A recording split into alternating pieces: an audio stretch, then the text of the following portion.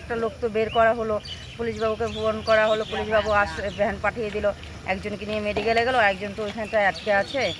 এখন কীভাবে যে ওই লোকটাকে বের করবো ওই চিন্তায় সবাই আর কি যেভাবে হোক বাঁচানো যায় ওইটাই চেষ্টা করছে। আমি আগে কোনো দিনও দেখিনি, এটাই ফার্স্ট জীবনের চোখে যে না এই জিনিসটাই ফার্স্ট দেখলাম এরকম।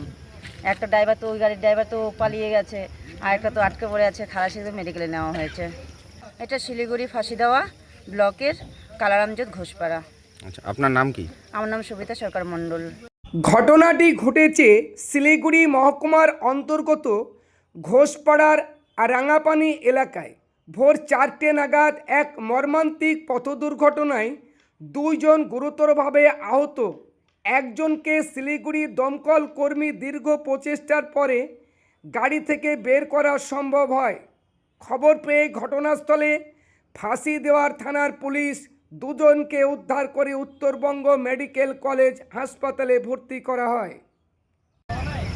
দাদা, কি হয়েছিল ব্যাপারটা? আমি তো প্রতিদিন মর্নিং ওয়াকে আসি, এখন সকালবেলা এসে দেখি এখানে একটা গাড়ির পিছনে আরেকটা গাড়ি মেরে দিয়েছে।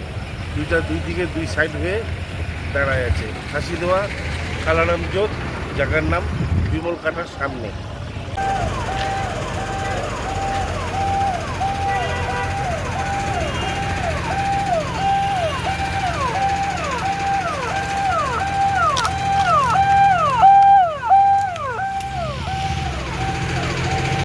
এই গাড়ির মধ্যে গুরুতর জখম হয়ে ড্রাইভার আটকে রয়েছে। স্থানীয় মানুষেরা ছুটে এসে আপ্রাণ চেষ্টা করছেন ওনাকে বের করা সম্ভব না হওয়ায় ছুটে আসেন একটি দমকল বাহিনীর টিম। ক্রেন দিয়ে ওনাকে বের করে উত্তরবঙ্গ মেডিকেল হসপিটালে নিয়ে যাওয়া হচ্ছে।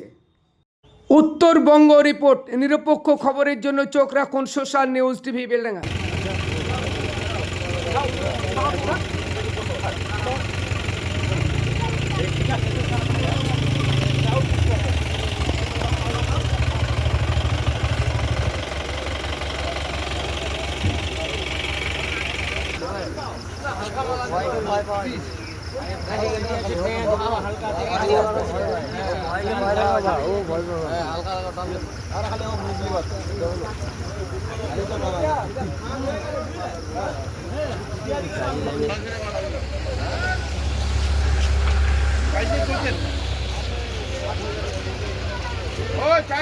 চার ভাস্কর